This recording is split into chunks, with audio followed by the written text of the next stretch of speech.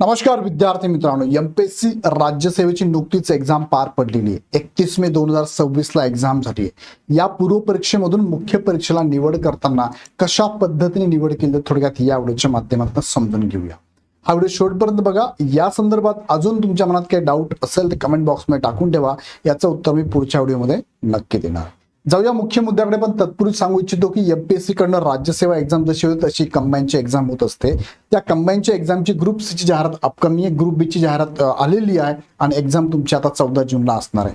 So त्यासाठी तुम्ही जर या वर्षी आणि याच्या पुढच्या वर्षी 27 साठी पण तयारी करू इच्छित असाल तर तुमच्यासाठी लक्ष बॅच आपण लॉन्च केली आहे. इग्नाइट टीम पूर्ण तुम्हाला गायडन्स करणार आहे. ह्या बॅचमध्ये बघा, तुम्हाला ह्या बॅचेसमध्ये मराठी माध्यम, इंग्लिश माध्यम दोन्ही माध्यमच्या बॅचेस अवेलेबल आहे ऑनलाईनमध्ये. मराठी माध्यम 15 जून, इंग्लिश माध्यम 17 जूनला चालू होते आणि ऑफलाईन मध्ये तुम्हाला पुणे छत्रपती संभाजीनगर नाशिकला 18, 16 आणि 22 जूनला बॅचेस चालू होतात. त्याची पण माहिती तुम्ही डायरेक्टली घेऊ शकतात खालच्या नंबरला कॉल करून. बॅचची वैशिष्ट्य म्हणजे तुम्हाला जीएसचं पूर्ण नॉलेज ही पूर्ण टीम देणार आहे.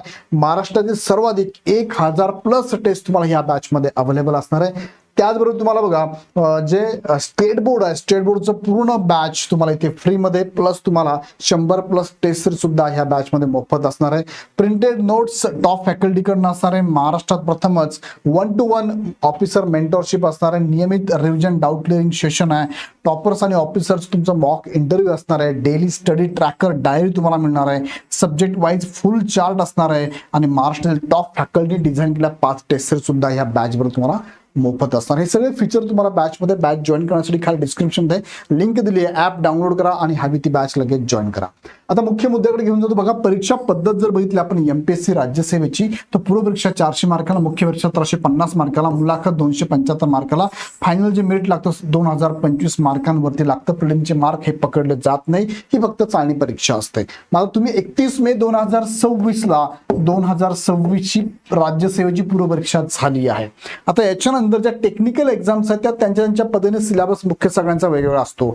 फक्त प्रश्न एवढाच आहे की प्रिलिम मधून ज्या मेन्सला त्यांना जायचंय पर्टिक्युलर, त्यासाठी किती विद्यार्थ्यांची निवड आणि कशी केली जाते. बघा, जाहिरात जर बघितलं, आरक्षण असतं. आरक्षण कसं असतं तुम्हाला बघा, जर सामाजिक आरक्षण बघितलं आपण, एससी आहे, एसटीला एनटी अ, ब, क आणि ड आहे. ओबीसी आहे, त्यानंतर एसबीसी आहे, त्यानंतर ईडब्ल्यूएस आहे, त्यानंतर ओपन पण आहे आणि इथून पुढे आता एससीबीसी पण तुम्हाला मिळणार आहे. त्यानंतर ही आता ऍड माझ्याकडे 2024 ची असते, मग थोडंसं पाठीमागचं दाखवलं मी. त्यानंतर येथे बघितलं तर समांतर आरक्षण महिलांना आहे, खेळाडूंना आहे, दिव्यांग आणि अनाथ यांना समांतर आरक्षण लागू असतं. आता यामध्ये बघा, निवड कशी होते पूर्व परीक्षेमधून मुख्य परीक्षेला जाताना त्यांनी 6.3 नंबरचा पॉईंट प्रत्येक ऍड मध्ये दिलेला असतो.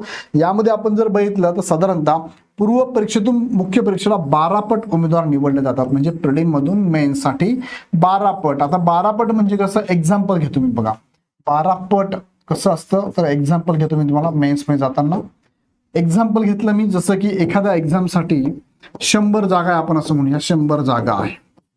ओके, मग मुख्यला किती विद्यार्थी जातील तर 100च्या 12 पट साधारणतः विद्यार्थी म्हणजे 1200 विद्यार्थी मेन्सला जातात.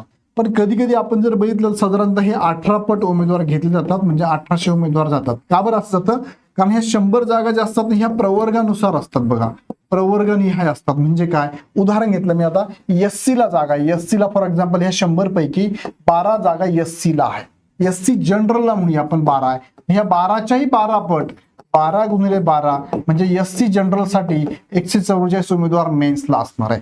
एक अजून एक्झाम्पल घेतलं मी, उदाहरणार्थ एखादा ओबीसी कॅन्डिडेट आहे आणि ओबीसी मध्ये फिमेल रिझर्वेशन आहे आणि याच्या जागा 10 आहेत, तर 10च्या 12 पट म्हणजे 120 महिला उमेदवार ह्या मेन्सला जाणार आहे. म्हणजे त्या प्रवर्गानुसार त्यांनी पुढे एक्सप्लेन पण केले. बघा काय, प्रत्येक आरक्षित प्रवर्ग उपप्रवर्गातील पदांसाठी 12 पट उमेदवार उपलब्ध होण्याची निश्चिती करण्यासाठी जरुरीप्रमाणे सीमारेषा खाली उडली जाते, म्हणजे कट ऑफ.